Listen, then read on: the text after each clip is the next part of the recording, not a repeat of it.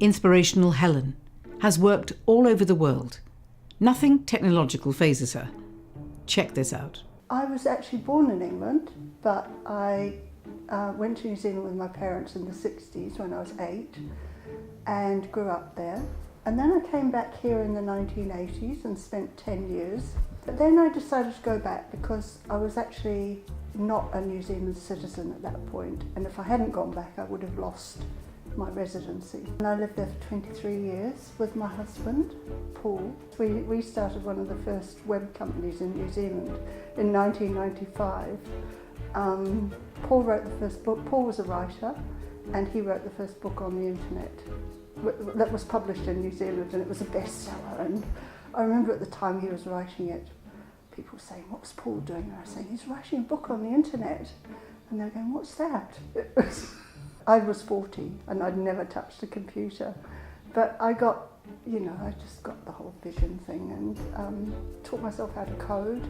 He died very suddenly in 2010. Going back to work was really great for me because I had to focus, even though this had happened. The reality was we still had things to deliver, projects to finish, and it was actually a relief. I could get my head into something that wasn't thinking about, I could go to work, just immerse myself in it, and then come home and collapse.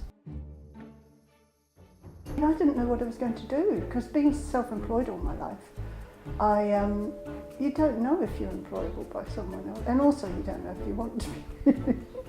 I was sort of looking around, and a recruiter rang me up and said, "Would you be interested in applying for this job?" And it was at Cancer Research UK. So I went for the interview, and I got it. And I did it for nearly 2 years.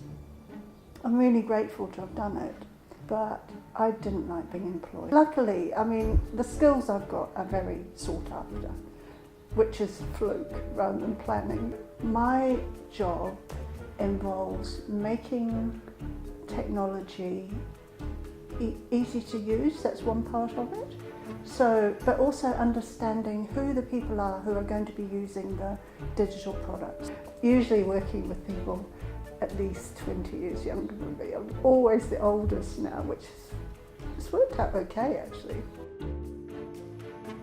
When you hit 60, obviously we live in an ageist society, and there's barriers that you meet, external barriers you meet. I think for me, the main barriers are internal barriers. It's like what you have to dig out in terms of your own unconscious beliefs about aging that we were brought up with, because our role models when we were brought up, when someone was 60, they were old. My grandma was old when she was 60, and even my mother, what she was doing when she was 60, kind of winding down to retirement. She didn't really have a career, but my father was going to retire.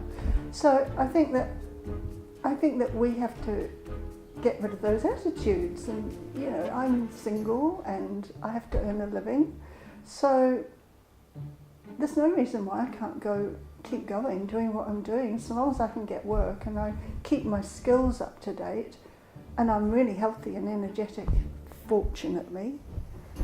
I don't see why I can't keep going till as long as I want to. I've just recently discovered that in China, your 60th birthday is very auspicious because, in China and Japan, because it's seen as you're starting your life again. It's to do with the astrological calendar.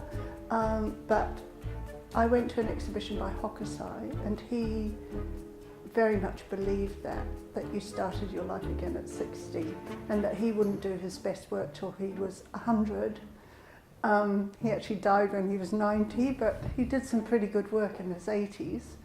And I've taken that on board. I've decided that I started my life again at 60, which was just about the time that I moved back here.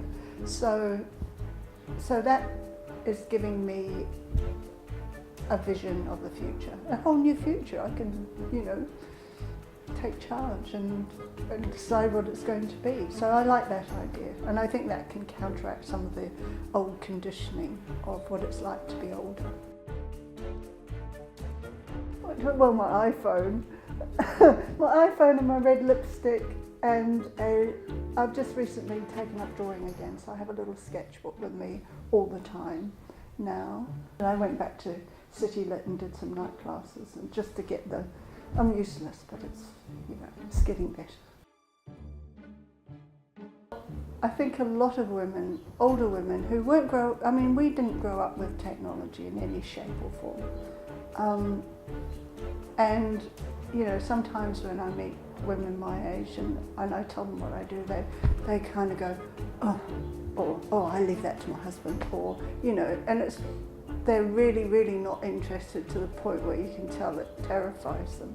I take every opportunity to try and change those attitudes, because I think that you're disempowering yourself if you don't get up to speed with technology. Well, I think Facebook is great for communicating and keeping up to date with my friends. I mean, it's good for me because I can keep up to date with my friends in New Zealand and Australia. You decide what you want to use it for, and you use it in that way. So I find it inspirational, the visual thing. I find visuals inspirational, and so you choose who you want to follow. You follow your friends, but not all of them. I don't follow all of them. I don't want overload. I Instagram just things I see around me that I like, sometimes art. I mean, when Paul and I went to New Zealand in 1990, there was no internet, and we had to write letters and it's quite a lot of effort. So you lose touch with people much more easily, whereas now you don't have to. My motto is making sure you use your potential to the max.